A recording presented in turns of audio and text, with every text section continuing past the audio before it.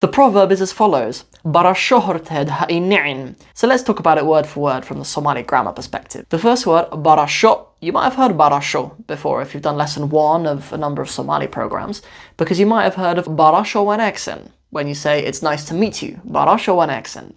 And the way to respond to that is barasho lamid'ah, and it's nice to meet you too. Lamid'ah is a nice way in Somali of saying and back to you as well. It works with Eid wanaagsan as well. If you say Eid wanaagsan, Eid lamid'ah, and Eid wanaagsan back to you as well.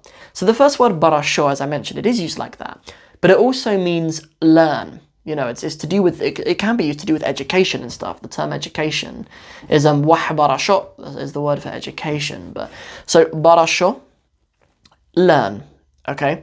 Horted, barasho horted. So horted, you might have seen the word hor in the past. I've talked about some of these prepositions where you have words like goody and hor and horse and words like that, and you put either or isa on the end of them. Horse tisa, goody hisa, things like that. But in this one we're saying horted. So hor means in front of. It means before you, right? So the ed on the end is referring to like the person you're speaking to, right? So barasho horted. Learn what is in front of you. Ha'i'ni'in. Ha'i'ni'in. So ha is what we say in Somali to give negative imperatives, and you use this in on the end of the verb as after it. So for example, we can say things like hatagin, don't go. Ha'anin, hakerin, for example. Ha'abin would be do not drink, or hakarin, do not cook. Okay, this is how we do negative imperatives in Somali. But what about this I in the middle? So the I is referring to me, okay? So what we're saying is barasho, learn or know.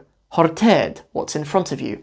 Ha'i'ni'in, do not hate me. But the word order is different in Somali, of course. We have ha'i'ni'in, do not hate me, okay? So what we have, what this really translates to in English as do not hate me before you get to know me, right? Or in English we might say something like don't judge a book by its cover. That might be a similar thing that we have. With this verb at the end is the last thing I wanted to say. Ni'in isn't a verb that I'm familiar with. I know a word ne'baiso. I know a verb ne'baiso or nebaiso. I think it's actually both in Somali. Nebaiso and ne'baiso. I think both of those are. But if you're familiar with one of those, please put it in the comment section below, just so that I'm aware of what is more common. But I'm sure I've heard of both of them as a verb meaning to dislike. The actual verb ni'in, even though I've heard it in the proverb many times, I haven't found it in a Somali dictionary. So I'd be interested to know from the audience if any of you guys have heard this proverb but with different wording.